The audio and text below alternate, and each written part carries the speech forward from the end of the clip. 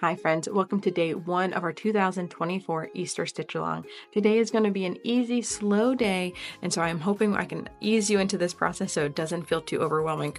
You're going to need your hoop with your pattern already on it, all your floss, a pair of embroidery scissors, or just a smaller pair of scissors. You don't want anything too big that's going to be clunky to cut off your floss. Your needle, which if you have a kit, it's inside your felt. And then your stitch guide. If you purchase the PDF, you might want to print this out just because it'll be an easy reference for you. And then also, I like to keep my pattern nearby just so that if I am stitching and I think, wait, did I trace that right? I can look back to it and be able to find the correct tracing or the correct design on the pattern. So let's get started.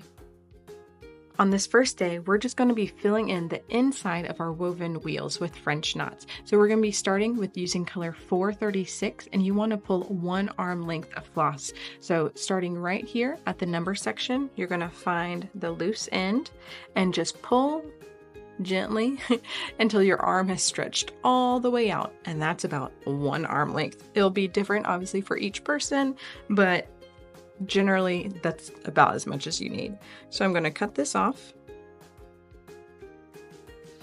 And looking at my stitch guide, it is saying that we need to have color 436 and we need 4 strands. So in order to split your floss, what you're going to do is gently kind of flatten that piece of your floss until you can see all 6 strands. You're going to pull gently 2 strands apart.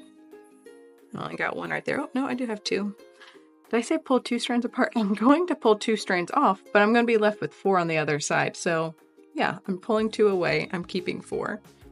And you just want to do this gently and carefully because it can get kind of tangled up. I personally like to hold one piece kind of in my mouth and then pull it just because it makes the process a bit easier.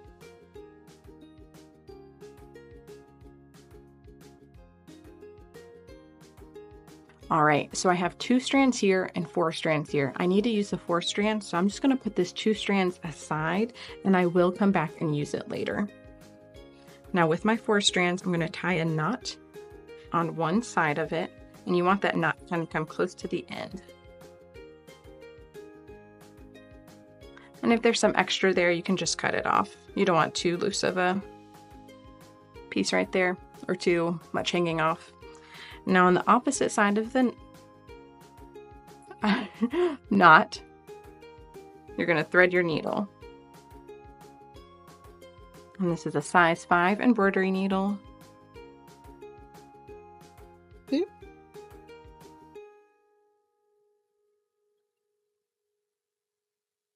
And you're going to let about this much hang off on the other side. Let's see if I can get the camera to focus. So that much is hanging off on the other side. So we threaded our needle and we are ready to start stitching. I'm going to use my handy dandy hoop stand, which is actually going to hold my piece for me so that stitching is just a little bit easier. It is not a tool you have to have, but is a tool I definitely think makes this process easier. And especially if you think you're really going to love embroidery, which I think you will, then this might be a good tool for you to grab. So it's a little hard to see on the camera, but I will link this below. But it's just holding my hoop right here. And typically, while I have it on a stand, like on a table so that I can record, I typically put this little piece right here under my leg so that way I can stitch while sitting down.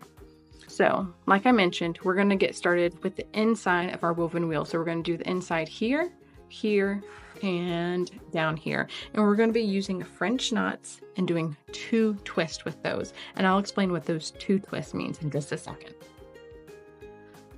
All right, so let's learn French knots. If you've never done a French knot, when you see this done, it might feel a little intimidating, but trust me, the more you do it, the better it gets, the easier it gets, and you'll learn to love French knots. I love French knots. They're just really pretty, and there's different ways to make them look a little bit different, and you'll see that in this pattern later on when we get to French knots in our blue flowers. So to start, you're going to bring your needle right in that middle section and pull it all the way through until it hits that knot in the middle. You're then going to hold your floss with your left hand, and this is if you are right-handed doing this. If you are left-handed, you'll just need to switch what my instructions are to you. Hold your floss with your left hand, and then with your needle in your right hand, you're going to put it right up against your floss. Now this is where our 2 twists come in. We're going to twist our floss 2 times around our needle. We're then going to continue to hold this tight here with our left hand and put our needle kind of close to where we came up and push it down. And this whole time we're going to be holding that floss in our left hand tight. Continue to hold it tight, tight, tight, tight. And then you can use your finger to kind of continue to hold the tension for you and continue to pull, and then slip your finger out and you can pull it down. And it produces this nice little cute tight knot. Now let me show you again. I'm going to come up, bring my floss all the way through, hold with my left hand, put my needle right underneath it, twist it 2 times, hold it tight here with my left hand. Now put my needle right next to where I first came up at, push down, continue to hold tight with your left hand, hold the needle, continue to hold it tight, tight, tight, tight, tight. You can switch to your finger if you want. And then as it gets closer, you can slip that finger out and pull it through. So if you don't hold your floss tight in your left hand, it is going to end up being kind of a floppy French knot, which is actually something we are going to try and do later. In this portion, you want it to be just a little bit tighter. So try and make sure you're holding that floss nice and tight. I do like to start right in the middle like we did here rather than going around the outside edges of this circle, just because sometimes when you start in the middle, you can keep the stitches a little bit looser. If you go around the edge, you end up making them just a little bit tighter, and this middle section does not need to be tight. So I'm gonna write twice, put it down, go right next to it, hold it tight, use my finger, and then pull it out. Okay, and we're gonna just keep doing that until we fill in this whole area. Now, you might be wondering, why is this where we're starting? This seems like a funny place to start with day 1 of stitching. So woven wheels, the thing we'll be working on tomorrow, which is the outside portion of this flower, is mostly stitched on top of the fabric, if that makes sense. You're not going to be going a lot of weaving in and out from top to bottom, and because of that, I like for there to not be any stitches on top already, so that way as I'm weaving in and out on the top, I'm not going to hit other stitches. So that's why I like to get this flower done anytime. Almost anytime I'm doing one of these flowers, it is one of the first things I finish on the piece. Now don't worry if your knots go outside of your circle just a little bit, they're going to end up getting covered up by that woven wheel, so don't feel like it has to be exact. In other spots later, you do want it to be a little exact, but right here is not a big deal.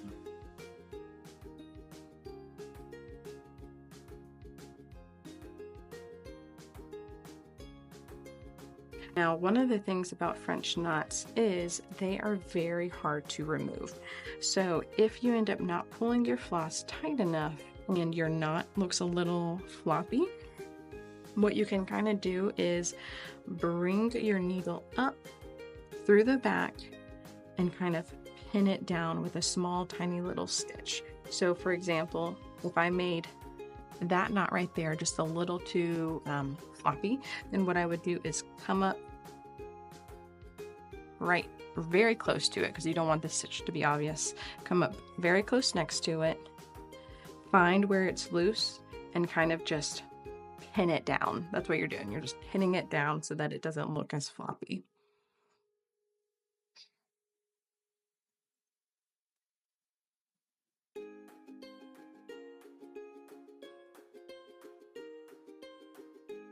Now, like I mentioned, it's okay if you don't fill this circle perfectly, and in some ways you don't really want to, because the woven wheel is going to overlap it a little bit, and you want to be able to get these little spokes here that you'll be stitching tomorrow. You want to be able to get right on the spots that you've traced. So if you end up making your knots a little too big and you can't get to the bottom portion of your spoke, then it'll make things a little bit harder for you.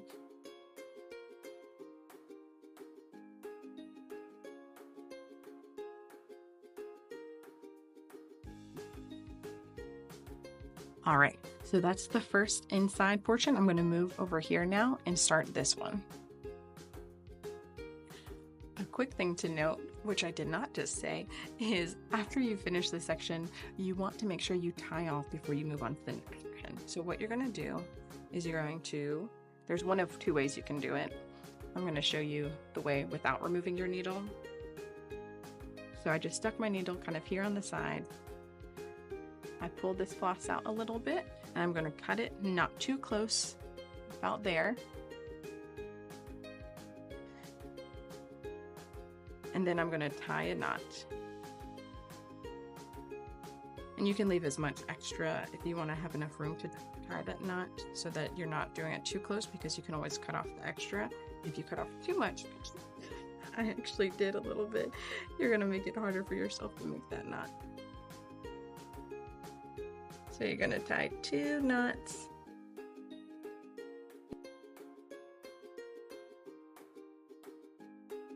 There we go. We have our knot. Now I normally would do that twice, but I'm not going to do that twice today because of how little I left. And then you're going to cut off the excess.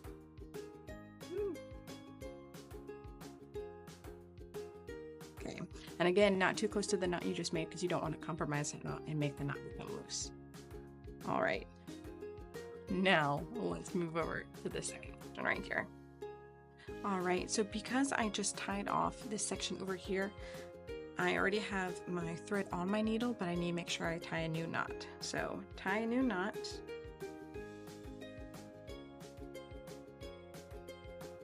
Cut off any little extra that's hanging off. And then you can start stitching in the next section here.